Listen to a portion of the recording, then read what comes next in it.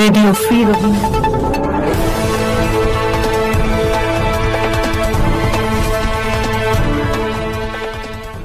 General Abu আম্মার জুনুনি এবং বীর সৈনিকদের সংগ্রাম, মিথ্যা অভিযোগের প্রতিবাদ। RFR news, 30 September 2025।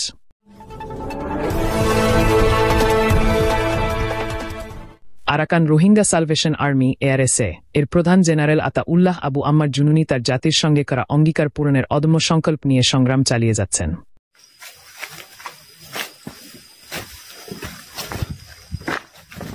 O bayan kol soya rasar mar zuriya mok bagya kol kenguri tar goya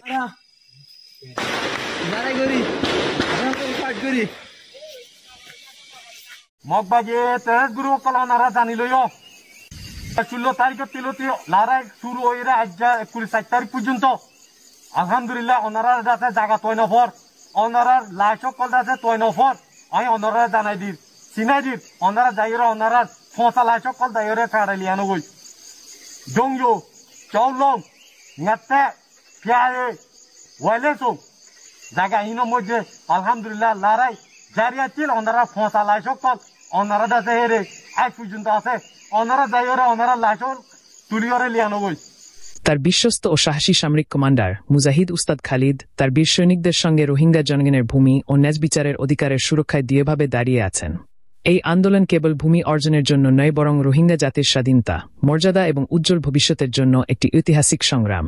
জনগণ আশা করছে যে এই আন্দোলন তাদের স্বাধীনতা, নিরাপত্তা ও জাতীয় অধিকারের জন্য নতুন দুয়ার খুলে দেবে।